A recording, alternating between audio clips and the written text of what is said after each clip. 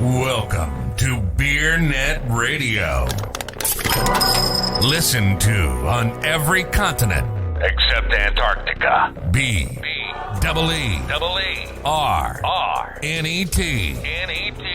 Beer. Beer Net Radio. Hello, everyone. Hello. Welcome. How do you like my new little studio? Sweet, It's man. cool. Calling it the... my light keeps going. Calling it the lodge. Or no, the bar. The tavern. I don't know. You should call it the hair, oh, damn it. The hair cave. Instead of the bar cave or the bear cave, the hair cave. The hair. You know, like No. Harry. Jen, you need to stick to the beer editing. That's what you're good at. I'm just The good hair at cave. every. What, So what was that? What? you're good at everything, Jen. Thank you. We all know that. Oh, yeah. Jordan, what's the latest on Baby Watch 2000? About 2 weeks out now. 2 weeks. It's go time. Do you have like a go bag? We Like- got the go bag. Well, Les has her go bag packed. I need to put some pajamas and some stuff in there. Jesus, pajamas. What are you for? Some long johns. Yeah. Your footies. Pajamas. Oh, brother. What an exciting time. I'll tell you what's also exciting is this C4 Starburst flavor. This shit is going downtown. Talk about natural flavors. That Yeah, gets we're- me too jittery. Well, yeah, it's like 35 ounces of chlorine. Yeah, Like I start caffeine. getting some palpitations drinking that. I tell you who doesn't have unnatural ingredients, and that's Willie's Superbrew. They're the goat. There's 2 pounds of every fruit in every case. Did you know that, Jen? Real fruit. Yeah, you take a poop right after. Oh my God. Jesus. We're really gonna have to cut that in post, Jen. We Oh, can't yeah, talk I'm about sure. I'm people's sure. products make you gassy. We don't do any Yeah, potty yeah. talk. You just- No potty talk, Jen. God, we're trying to rebrand this as a professional podcast. Look, I have a real studio with a neon and lighting, all of which kind of went out as soon as we started. I thought the summit went great. I thought the speakers were really good this year. And, you know, there was a lot of comments during the reception that, oh, you should change it from the beer summit to the seltzer summit. And I'm like, well, I mean, that is where all the growth is, you know, because I remember a few years ago, this should be called the craft beer summit. You know, it's like, well, yeah, we talk a lot about whatever is hot at the moment and whatever's growing. So yeah, seltzers are still growing. And I think, you know, if we look at who we've been interviewing on this podcast, all the young or the new entrepreneurs, it's centered around new ingredients, better for you, lighter drinking. I mean, we were sitting here 5 years ago, just all we were talking about is IPAs and bitterness units and how double IPA and imperial IPA and how heavy could we get it. It just shows you that everything's cyclical, right? Everything changes. No, I don't, Jen. That's true. I stay the same. But yeah, it's I think this Willie Superbrew is they were kind of the I know a goat is their kind of their logo, and Willie was a goat rancher, but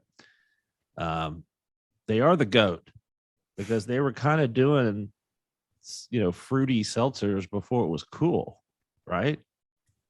Yeah, I mean, the Northeast is kind of the birthplace of seltzers. So Especially Cape Cod or, you know, Boston, that whole area. Yeah, that's Yeah. where Spike Seltzer started. It's also, by the way, where Mike's Hard Lemonade started. It started on Cape Cod. I mean, that's kind of, people are just dying to get away from traditional hard beverages in Cape Cod for some reason. What is it? It's got to, I mean, it's all the cranberries around there. That's where they grow cranberries. Did y'all know that? I did not. Did you know that Do you know why cranberries are considered a winter fruit? Why we eat them at Thanksgiving? Because they symbolize the blood of the Indians that we took over. That's Native Americans to you, honey. It's Indians to me, honey, because I'm part Indian being mestizo. I like how I correct you on something and then I call you honey. Like just correcting one misogynistic, horrible thing with another. Listen, little darling. Little Philly, let me tell you. Let me mansplain this to you. Yeah. No, cranberries are grown in the winter. One of the fruits that are grown. They're grown in water, kind of in, I don't know. I have no idea what I'm talking about. They're like marshes. They're like rice paddies. You grow them out in like brackish water. It sounds like a horrible way to farm, especially in Cape Cod where the water's freezing even in July. Like imagine harvesting in November, going out in the swamp. I don't know. All so we can have cranberries for Thanksgiving. But cranberries aren't even that good. What? They're not. I mean, I like cranberry juice. Yeah, and cranberry jelly. Ocean spray. Ton of sugar to it, but by itself, it's not very good. Then again, you could say that about coffee. Anything. Too. Yeah. Well, everything. So Jordan likes cranberry juice. Are you a big Cosmo fan, Jordan, when you're out with the girls? No, I like non-alc cranberry juice. Some ocean spray, some cran raspberry, or some cran grape. Holy shit. You bring that shit to me, bring me a skateboard, and like dog facing. Dog face 420. Check it out. Check it out on our YouTube channel. Smash that button. Smash that like. Smash that like. Subscribe. Hit that subscribe. Leave 5 stars. God, aren't you glad we don't have to do this for money? We don't have to do this for money? It is part of our job. Well, but I mean, it's just we're value adding. It's not like it's make or break. Like we have to, get sponsors and that kind of bullshit. This is where Harry runs the sponsor tag at the bottom. Yeah. If you would like to sponsor, call 1-800. We treat you like shit. Is there a knock at the door, Harry? Not yet. Wow. Hope we didn't get our time zones. Nico's probably out surfing, dude. Yeah, I'm probably. Sounds like a pretty good business. Although Willie sadly died in 2019. What got him? Do you know? I think it was cancer. I'm not positive. Oh. But it's really sad. Yeah. He was young. Was he? Yeah, he was young. He was, younger than me, that's for sure. But everyone's younger than me these days. Well, that's true. Except for you, Harry. That's true. When are you? How was the dentist? The Crentist. Is that you that has the dentist named Crentist? It's from a movie. It's from The Office. It's from The Office. Maybe that's why he became a dentist. Yeah. Because his name was Crentist. Your dentist's name is Crentist. Every time I go to the dentist, I almost invariably say or write down Crentist. My dentist is named Dr. DP, and I don't know if I should explain that why.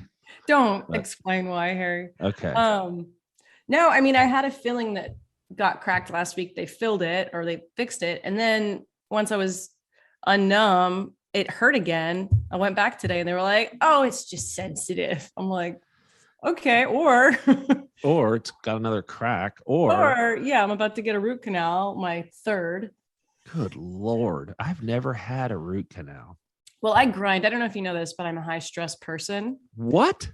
Yeah. And I subsisted, like I told Jordan, off of Diet Coke and biscottis in college. So it wasn't the best diet for, there's not a lot of calcium in there. Well, I've been Jeremy pivoting sushi like a madman. You're about to get mercury poisoning? I think so. I've had sushi every day. I think, well, luckily I went to San Diego and then the U.S. Virgin Islands that took up 2 weeks away from sushi. When I'm in, because San Antonio is where everybody goes for the best sushi. Yeah. San Antonio, Texas, landlocked, so far away from Japan. But yeah, I go to Sushi every day. And Yeah. So while you were in San Diego and the Virgin Islands, you said, Right. I'm gonna wait till I get home. yeah, I was like, no sushi. No. Virgin Islands. They keep calling it the U.S. Virgin Islands. There was nothing U.S. about that place except that you didn't have to have a passport. But good Lord, it's some kind of Mexico down there. How was your speech? All right. Yeah. Well, I left my computer on the plane. So I was just going to reuse my slides from the summit, kind of alter them a little bit. So I didn't have any slides. And I got through most of the points. I felt like some of my points were either not understood or not taken in stride. And I got a few laughs. I don't know. I recorded it if you want to listen, but I think they were probably expecting something more with numbers and structure. Luckily, there was a guy from AB who went right before me. He was very structured. Actually, he was pretty good. I took some pictures. I'll include. I won't do a write up, but I'll just include. One of the things that was I thought interesting is that the number one thing people look for in hard seltzers is ABV. The second thing they look for is flavor. And the third thing they look for is brand. So brand is the third thing people look for. And they travel amongst different brands, but with the same flavor and ABV.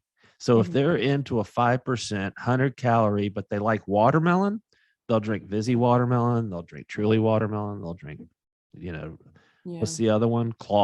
Something claw. White Claw. Right. Black Swan, whatever it's called.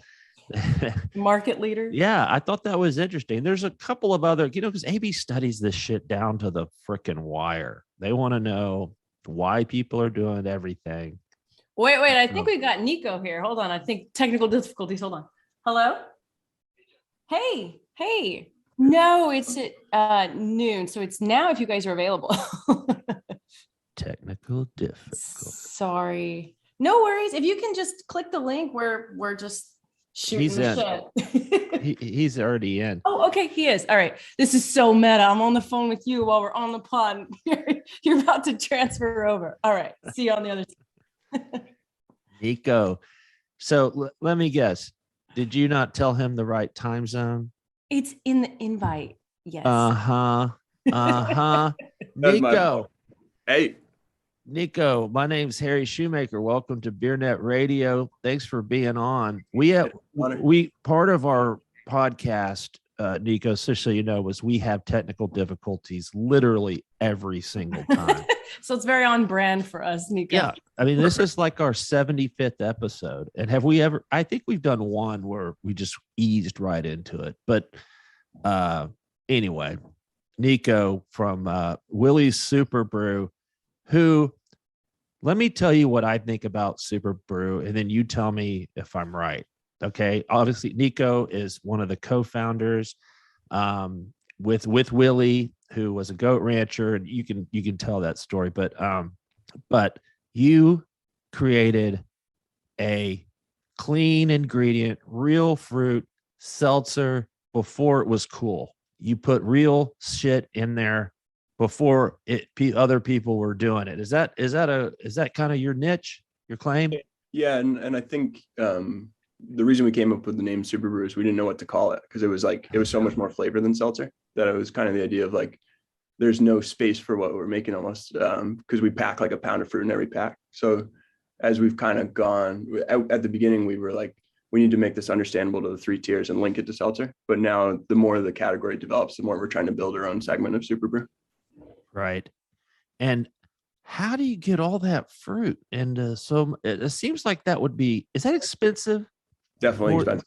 So, because most people are just like pulling extracts and shit, I don't know, oils, essence, I don't know what it's called, but and other weird stuff. So this is kind of expensive to make, right? Yeah, for sure. And why go that route? I mean, the biggest thing, it's like kind of where we came from. We started because like when I was a kid, I met Willie on a beach in Cape Cod, and Willie was farming goats, basically raising goats, not really farming them. They're kind of friends more than food. But I've never met a goat that was my friend. I've actually raised goats too, and they all hated me, but that's another story. This is where I Okay. joke about Harry calling goats his kids. Never mind. Oh, good Lord. My kids are different, Jen. You know that. But Joke, kids, so- goats. Never mind. okay, so Nick, okay, so describe to me, you're out surfing on Cape Cod and you meet this goat rancher. And so how does this start? yeah, so we started playing volleyball together. I met him playing beach volleyball, basically on the beach. And there's this whole kind of like weird cult group that we're all a part of that like play every day of the summer that we can. And we became really good friends because of that. And so I started going to his house after these games because I'd stay out too late. My parents would be like, "Don't come home. There's no dinner for you." So I go over to their house, and it was my favorite place in the world because it was like, 30 goats, a bunch of geese, loudest dogs you've ever seen, just like true, like real New England farm. You know what I mean? And Willie was brewing like a Superbrew in his kitchen. I called it Superbrew because it was like ginger and lemon kombucha before kombucha was around. So it was like really funky and fresh and had a great like floral like spice. And for years I was like, we should sell this. Let's see what happens. And we didn't do anything. And then like 10 years later, I was in college and I started like trying to figure out my life. I was going to be a neuroscientist, and I called Willie because I had a crisis. I realized I didn't want to do neuroscience because I got a huge opportunity. I was like, I don't want this. And I ended up being like, let's start selling your Superbrew at farmers markets. Let's see what happens. And so we started just like raised $20,000 on Kickstarter, borrowed 3 Cuisinarts, ground ginger for 14 hours, got 2nd-degree burns from grinding all that ginger, and ended up selling $50,000 of product that first year. And that idea, like your initial question of why do we use real fruit and why do we use real ingredients? It starts with that idea of like using real ginger and like literally touching it to make it fresh. Right.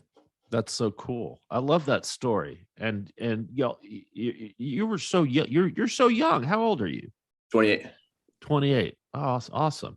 And well, little one, this is what I do. Okay. I get on, I hog the whole thing. And when actually Jen and Jordan are the ones with real actual questions. So Jen, go ahead. Yo, how are you, Nico? Excellent. Good. I like those pictures in the background there, but I'll get to that. Now, Harry has the fun freewheeling questions, about the human side of it. I want to ask the soul questions like, how did you do last year? Right. Like it was a tough year for some people, still COVID, but how did you guys do last year? We didn't hit the numbers we wanted, to be honest with you. We'd come off a year growing like 100+%. And we kind of came into last year with packaging that looked like everyone else, that didn't stand out on shelf. And I think with all the competition that came in, we didn't do as well as we wanted. But at the same time, I'm actually grateful for that, because I think if we'd had like a really good growth year, we wouldn't be in a spot where we're trying to build our own category, and we wouldn't have brought together the team that we did. So last year we hired Greg Owsley, who I'm sure was like New Belgium CMO for 15 years. And he did 805 Ales branding and a lot of great brands he's helped build. And we were lucky enough to have him join the team because he basically saw what we were doing and said, seltzer's ripe for disruption. You guys are doing something completely different. You actually have a story. You use real fruit. You have soul in this thing, and you just need it to stand out. You need to tell your story in the right way and you're set. And that's like one of the biggest moves we learned out of last year is tell your story right. And even like Jim Cook says it in his book. He's like, when we learned to tell our story, we succeeded.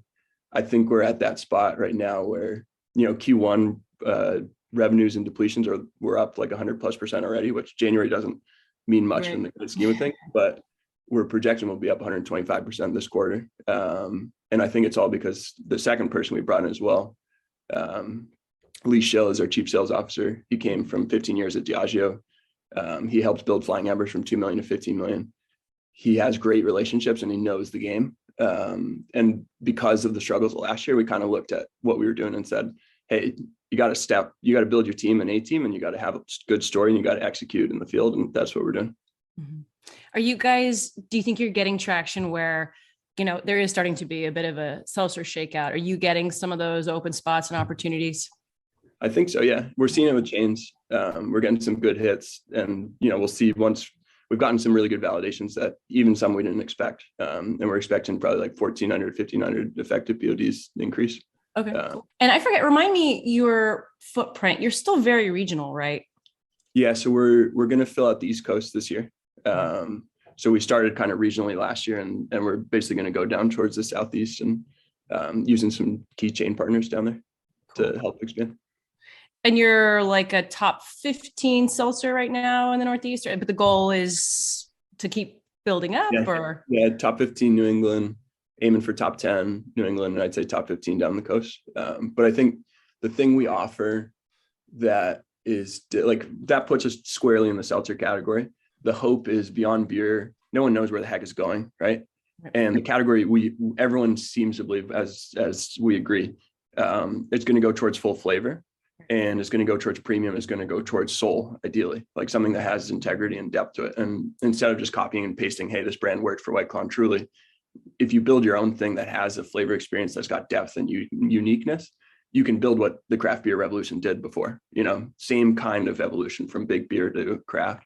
And it's going to move very quickly. So the way we've set up our team, we've already been here using real fruit from the beginning. We were the first people to do a seasonal seltzer, first people to barrel age it, first people to do a juicy hazy hop. Like, we've already been doing stuff that people are saying, oh, just coming to the ground and saying, hey, this could be interesting. And we've built a program to really build with innovative liquid, like real fruit, nimble brand that has a platform out of Superbrew that can expand into a lot of spaces. And that's where we can come to retail and distributors and say, hey guys, we're a more premium segment that actually has the authenticity behind it to back it. And that's what makes us interesting, I think, to these large chains or, the wholesalers we're expanding with. Because you could really do anything in beyond beer, right? Yeah, exactly. That's how we're positioning ourselves, ideally. And I think everyone needs to right now. But a lot of brands are trying to like square and circle peg it, where they're like, oh, this is an opportunity, but they hadn't designed their brand for that because it was designed 10 years ago. So it doesn't seem organic to the brand, kind of. Got it. Yeah. Interesting. Yeah. So how's your rebrand? I mean, you said Q1 numbers are great. It's a super early read, but that new rebrand, it's in market, right? Yeah. I can show you. Yeah. Oh, that's cool. I like that back there. I always look at people's art. I love looking at people's art, Yeah, normally I'd be staged in a different spot, but because I got the time, I'm just like, this is my couch. Hello. I like it. It works for us. So this is kind of like part of the new packaging. We got this goat character here who's like going to be like snarky and calling me out on, like if I'm shirtless in a video, I'd be like, come on, put a shirt on, kid. Yeah. Because they make fun of me for being a surfer. Oh, that is funny. I like how he's like, you have him like on a surfboard, like giving you a little snark there, a little shit. Yeah, exactly. Does that represent like the late Willie kind of in a way? Exactly. Yeah. That's awesome. Kind of, I'm like the more earnest kid who talks too much, and then Willie was always like he'd like keep me down to earth and then call people out on their bullshit, but also like the busiest dude in the world. Like he was the kind of guy who, like, when he saw a spider web, he wouldn't move the spider's web house because it's like that's their home. He sounds like Hagrid. Or he honestly, that is not a bad. He's much smaller than Hagrid, significantly smaller, but yeah, same like heart of gold.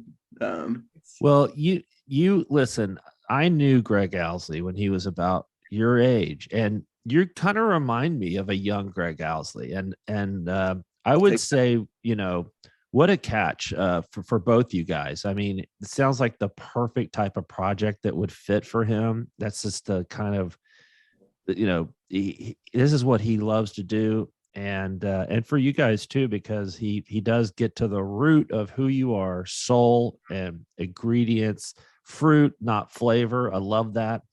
And it's anyway, I think it's very cool. And I like to, I totally forgot we started the call that Greg was with you guys. But anyway, that's great. So go ahead, guys, with y'all's interview, and I'll just sit here and listen and drink my Starburst flavored C4, which does not have natural ingredients, by the way. Not at all. So that's I love that. And people are liking it, right? Are you seeing like an uptick in velocity or anything like that? It's kind of early to tell. We shipped a wholesale kind of first week of January. So velocity looks good, but it's kind of like there's a lot of fill in and, building up displays or getting in the cold shelf that you can't really tell the sell through probably for another couple weeks, I'd say. But at the same time, we're getting good execution and there's a lot of chain adoption. So I think we'll be in a good spot. The other thing that is encouraging for me for like believing rate of sale will really increase is, our packaging was white with like fruit colors, which is everyone in the seltzer space last year. And now we're basically owning like this color blue and like the ocean feel. And that should just catch eyes naturally. That makes sense. And then I like the 70s retro kind of font too. Thank you. Yeah. Tell me about the lemonade real quick before I pass it off to Jordan. That's, you guys are so different and you do have so much more flavor. And I know, cause I've tasted the product and I don't understand still, to your credit, how you get that much flavor at that caloric point. I mean, I think that's a big deal. But like, why go toward lemonade when, a lot of other people are doing lemonade? It's a good question. So we're doing a lemonade and teas pack and that's like everyone in the world has done it. What we're doing with it though, is we're kind of subverting it a little bit by adding coconut water and sea salt, and we're calling it a beach aid pack. So we're basically trying to theme, part of Greg's innovation coming in is like, let's theme each variety pack around a specific occasion. So like the one I'm showing you here is like the goat pack, which is a reference to like us winning 21 medals in 3 years and being the most award-winning medal in this product in the space. The beach aid is kind of the idea of like trying to build the brand story of like, we started on this beach, and it's also references like our beach cleanups where, when Willie passed away in 2019, we cleaned every beach in Cape Cod in 2020 in his name. We brought 340 volunteers together, walked 190 miles, picked up 1,400 pounds of trash. It was a huge success. And we didn't know if it would work or not. It was middle of COVID and we didn't know if people would turn up. And the following year we did 6,000 people, cleaned every beach in Long Island, every beach in Jersey Shore, every beach in Massachusetts. And the idea with the lemonades is like, it's very clearly the idea of like a porch sipping drink, right? Lemonade and tea, that's like, it's made for that kind of occasion. And so if we can link kind of the building the brand story further through each theme of our variety packs with like stuff like we're honoring Willie, we're doing these beach cleans, this goes towards, the beaches that we're cleaning, but also for your enjoyment and your experience, then it helps build the larger brand, even though it seems like we're following people. We're trying to do it in a way that like it makes it fit into people's lifestyle, and then it has a higher purpose. All right. No, that's awesome. Cause marketing is great. When y'all are done with the beaches, maybe you can send a crew to Harry's apartment. He could use some help with the cleanup. Easy there. I spent all weekend trying to build out this stupid fucking studio and everything. My lighting just broke. My mic's been breaking, going in and out. I'm so sorry, Nico. We are a professional organization here. But I think that's cool about the beach cleaning thing. And how do you get kind of the word out? Well, first of all, let me just say that hard lemonade was born in Cape Cod, if I remember correctly. I think Massachusetts is kind of the home of hard lemonade. I think that's kind of where Mike's got started. And then secondly, is it just a big social media push to get folks out to clean these beaches? It's a couple of things. It's like we do social media. This year we're partnering with some organizations. So we're working on a couple of partnerships within and without alcohol, because there's a lot of people who believe in the cause. And then we also partner with nonprofits. So like in Cape Cod, we partner with Center for Coastal Studies, Surfrider Foundation for Long Island, Clean Ocean Action in New Jersey. So it's kind of looking for the right partners to help kind of both of us spread the word. And the whole goal of it is like, I think environmentally, a lot of people feel like it's doom and gloom and like everything is always breaking and we're destroying the planet, which is true in some ways, in a lot of ways. But if you don't have hope, you can't change it, I think. And so the hope with the beach clean is people feel like they can make change and have fun at the same time. And it's actually like a project that you can do with your friends that also is like, you're furthering something for environmental causes and not just, hey, I can't touch it, I need to ignore it. Do you get free Superbrew if you're out there doing some work or no? You might, yeah. Especially you, Harry. We could get you some. I'll be on the next plane. I'll burn 10,000 pounds of CO2 in order to complete your beach. I have a couple questions, just kind of building off what Harry said. And y'all don't have a tap room, do you? So we're working on that. actually. Okay, so how do you test these flavors out with consumers? Or Good question. We build like focus groups. So I mean, part of it is we do a ton of sampling, like in field sampling. So we've sampled probably like 200,000+ people over the course of our brand, just in retail. But that's allowed us to kind of find people who are like super fans. And there's a lot of actually like people literally write online, like, I want IV bags of this stuff on my deathbed. Like there's a lot of people, which is cool. It's part of why Greg joined. He's like, they've never seen a brand with this kind of buzz. And what we do is we try and find those people. And then we have like a group session, and, you'll do a focus group of like 20 people and basically sit with them and say, hey, could we dial up the lemon in this? Is it too tart? All that kind of stuff. And people do it blind first, and then there's a group session. So it's kind of like that. But with the tap room, so excited to have that like consistent rigor and structure. I think it'll really help us up our game more than just listening to a smaller group. Yeah. And so is that something you're working on for this year, or? Started next year's the goal. Okay. I was literally like last week going to spots that we put in an offer for at least. So fingers crossed. Yeah. We'll see.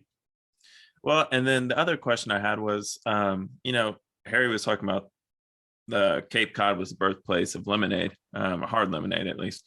And then the Northeast is kind of the birthplace of seltzer. Do you think that's one of the most competitive markets for hard seltzer? Or?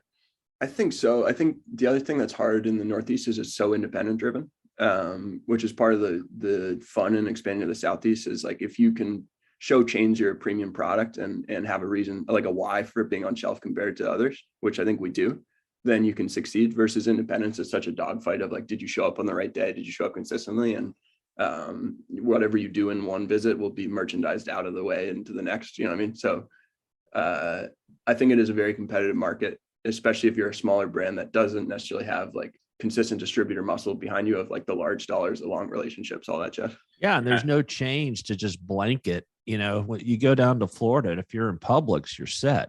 Yeah. Whereas, or if you're in HEB in Texas, or it's so much more piecemeal up there.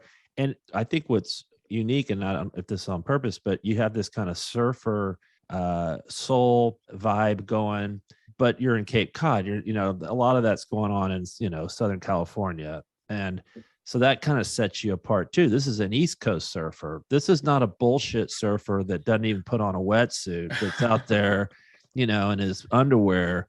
This is somebody who braves the cold, Jen, goes out. And, Jen, you and I need to start taking ice baths in the morning to keep up with this guy. All right. Yeah. For that weather, to groom us for those South Texas winters. So first of all, I also am curious how you guys are doing on draft, because I know that you got that Buffalo Wild Wings mandate, right? Yeah, we're doing good on draft. I think it's like basically you benchmark against other seltzers, and we do well against other seltzers, but it's not the velocity of like an IPA. Sure. And I think that's an interesting question as kind of on-premise evolves. Like, I think there's a space for draft lines as a seltzer, but it's definitely not. It's one you have to sell in to say, like, part of what we said to Brian Murphy and Buffalo Wild Wings, and part of how he thinks, really, actually not, he said this to us more than we said to him, is like he has to train his groups to compare draft lines against each other in terms of their segment, so that it's really the incremental dollars of the whole thing rather than like you versus an IPA. It's right. Like, are you rounding out and increasing the offerings per customer? So that's kind of where it's at for us, is like, it's good, but it's not IPA velocity. Yeah. So it's never going to be that part of your mix. It's never going to be a huge part of your mix, right? Yeah. It's probably, we view it more as like a cherry on top, except in key markets like New York or somewhere that's like very draft driven. Okay. And it gets your name out there too. It's almost like not a loss leader because draft's profitable, but it's not setting the world on fire. But I do remember, didn't he say, the guy at Buffalo Wild Wings, what's his name? Jason Murphy. Jason, God, thank you. He's going to listen to me and be like, that motherfucker can't remember my name. I'm the largest on-premise operator. So bad. I did that too. I know. Fuck. Brian, what's his name? Jason Murphy. Jason fucking Murphy. All right, I'm gonna. Harry can massage all this and edit it. Yeah, will, Don't worry. I'll email Jason and be like, Jason, don't listen to this. Yeah, this one's not skip There's that. nothing on this for you. Yeah, right. He's not important. Just those the largest on. No, okay. So I remember Jason saying, you know what? I love that Superbrew because it has color to it, and when you carry it across the restaurant, people are like, well, shit, I want that. What is that? And they ask about it, and it's on the menu, in the back of the menu, albeit, but yeah, it brings a little fun to the table. So, all right. Well, what else we got, Jordan? Yeah, I mean, I think Jen was going to get to this too, but in the Northeast, do you think there's too much or not enough seltzer on shelves right now? Great question. I think too much. But I think where things need to go is, I think there's going to be more segments beyond seltzer and beyond beer. Like, the fundamentals of why so many people entered the seltzer category are strong. I think it's like people are going towards better for you. They're looking for fruit. They want something lighter they can drink more of. And that's what seltzer accomplished. But the next stage is like, can you do that with a fuller flavor and a more authentic experience for people? Because like, it's almost like the same idea of where these macro beers, like the heavy Bud went to Bud Light, and that idea of like people want an easy drinking social drink, and then it went to craft, and there's like an evolution of premium and easy drinking that just carries through all food and beverage. So I think if retailers and like all of us are moving in that direction of saying these canned cocktails, potentially these kombuchas, stuff like Superbrew, if you can design it so people can have 3 or 4 and they can enjoy it, which I think is an issue with kombucha, you don't have that. Then you can give people the experience they're looking for and the next evolution beyond seltzer. Yeah, I mean, all you have to do is look at the Super Bowl. One of the, I think, best commercial, or I don't know, one of the most people are talking about is the Bud Light Hard Cola, where it's all about flavor and Guy Fieri and all that flavor, because that's what's missing in seltzers is flavor.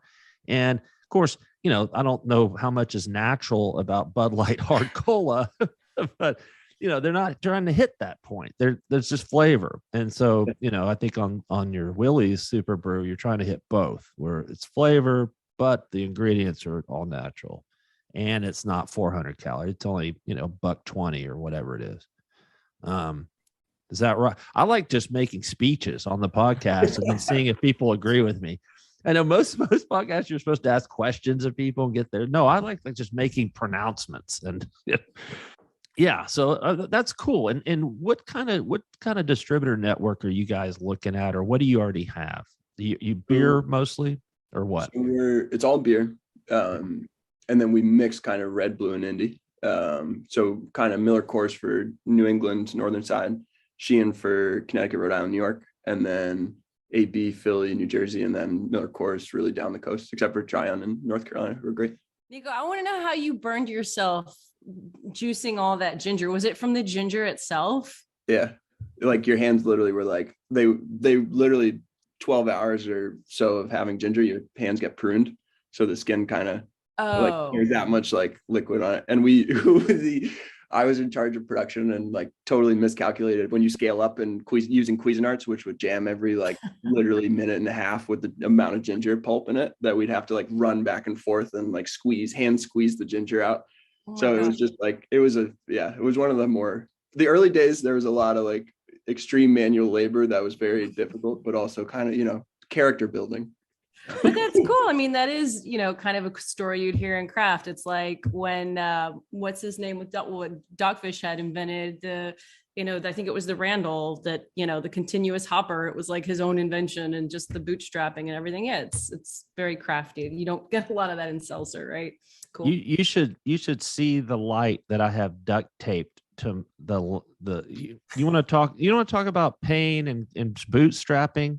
I'm in my 50s and I'm still duct taping lights to try and people don't understand how hard running a business is these days. I tell you. That neon was hard too behind you. Yeah, it was. And getting the lighting, you would think I hired a professional. No, Nico, this is just me on a weekend with my dog. I've got some tools. Some bolt cutters. I have the bolt cutters because I hung another neon right there and it wasn't where I wanted it to go. And plus it was branded and I didn't want to insult anybody. and so I couldn't get the nails out, so I just cut the chain and Wow. cut it. I There's thought a you were gonna metaphor say for because that, you man. stole all this. That's how Well- you got it. I mean, that's the other thing is there would be questions of provenance and of these neons, and I don't want to get into that at this point in my career, where I got them, who gave them to me.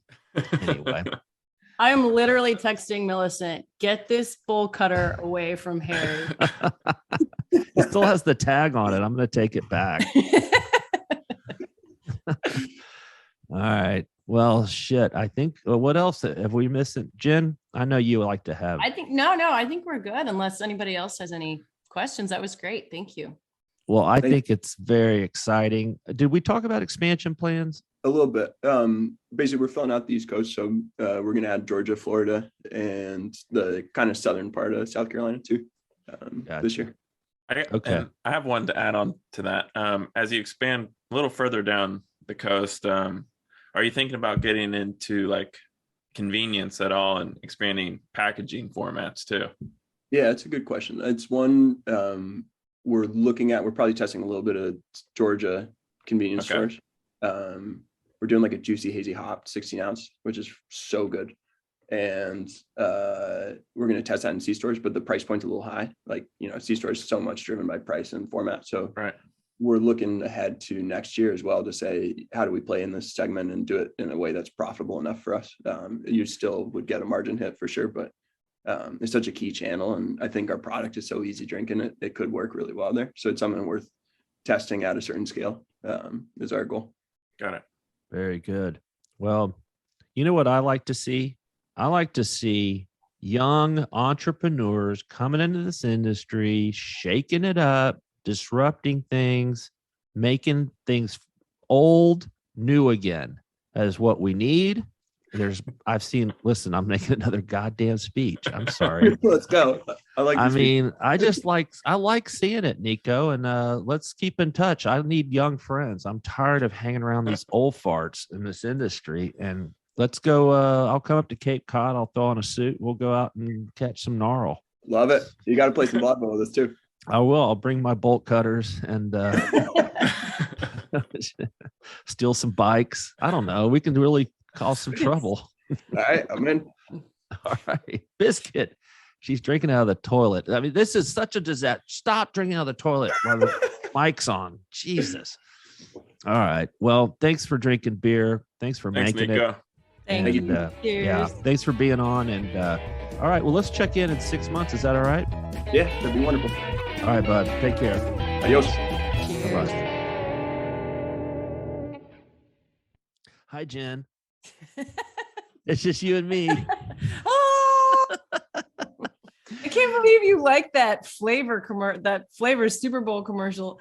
I joked with Jordan. I was like, Guy Fieri is probably like the one celebrity that I'm guaranteed to meet at some point in my life, because he's the kind that would like show up to some AB thing, or like the Food and Wine Fest. It's and funny because I haven't kept up with Guy Fieri, whatever, at all. But I keep reading online, like on Twitter, like young people really like. Did he rehabilitate himself or something? Like everybody loves him. I don't know. I thought it was pretty corny. I was like, but if I ever see him in real life, I'm gonna go, holy shit, it's the mayor of Flavortown, and really pumping good. Yeah, I'd be like, well, if it isn't the mayor of Flavortown. Out of his element. Where are your little flavor Nazis now? Yeah, flavor minion. Your flavor guard. No, I mean, the reason I said that the ad was good is because they wanted to get across that it's big flavor. Yeah. And that really did get it across. Now, what the Bud Light Next commercial, I also thought it was good just because it was unlike any beer commercial I've ever seen. Yeah. It was kind of weird, like a fever dream, somebody said. Yeah. It's very, to your point, it's polarizing. I think hopefully for them, the youngest cohort that they're targeting, legal drinking age cohort, hopefully they're the ones that are fans of it. Cause I feel like everybody my age and older is like, what the shit was that? Yeah, totally. But it kind of is like, there's a lot of things in there. Like, I want to get away from this party. I want to get away from wherever I am. and do whatever I want, like play video games, or I think it does resonate, but I don't know. I love the halftime show too. I thought it was very different, unique, not just the same classic rock, just jamming around stage. It was, but again, polarizing. Either loved it or hated it. And, I've seen nothing but love for that halftime show, and I thought it was good. But again, I'm like, what are the young people who didn't grow up with Dre or Snoop or whatever, or Mary J. Blige? What do they think? Are they like, who are these old fogies? I'm gonna go eat some dip, right? Like, but no, everybody seems to love it. Yeah, So. Same thing. Like either like the old people, like people older than I am, wouldn't like it, or people younger than you, right? Because like Millicent was like, that was the best Super Bowl I've ever seen. Mary J. Blige and and she goes, these were all the hits when I was in high school. Yeah, I was like, yeah, I had 3 kids by that point. Yeah, but I wonder what Hannah thought of it. So we'll have to ask her, because she's 23? No, anyway. Something like that. Yeah. We'll get 15? her on. Yeah. Yeah, this is my lighting. It keeps going off. I don't have everything wired. Jen, I'm sorry. I apologize. This will all be fixed by tomorrow's. Tomorrow, actually, we have 2 podcasts. You don't have to be on both of them, but yeah. Yeah, the golfer. So she's got her own RTD, so that'll be interesting. I can't tell if you're punking me or not right now. No. There you go. I hear you. Yeah. I when the problem with this particular kind of mic is if you touch it a lot, there are little touch buttons. You can put yourself on mute and I like to touch my mic. Stop touching the mic, Harry. I know. My mother growing up was always, quit touching your mic, Harry. That's disgusting. So many germs. But I'm like, but I like to touch my mic, Mom. Oh my God, Harry. All right. On that note. Oh, not too much. Well, anyway. All right. Well, I'm glad we had this little after talk. Yes. I saw you lingering and I thought, hey, maybe Jen just wants to have chitty chat time. You know it, Harry. You know it. Cool. Wednesday, I have a meeting with the accountants, which is all year-end stuff, which will be good, I think. And then Thursday, we're going to Austin for Nelk Brothers. I keep saying Nelk Bros, but it's Nelk Boys. It's Nelk Bro. Nelk Keep Boys. calling them bros to their face. I'm know. gonna try to get in on that. I'm a little gun shy because. Did you see the Super Bowl? Yeah. There were 100,000 maskless people standing next to me. Yeah, I know. Well, I wasn't one of them. That's true. Like I wasn't there. I feel like I was going to get COVID just from watching it on TV. I know, man. But it was outside. But yeah, no. But yeah, whatever you feel safe doing is fine. All right. Well, I'll catch you later.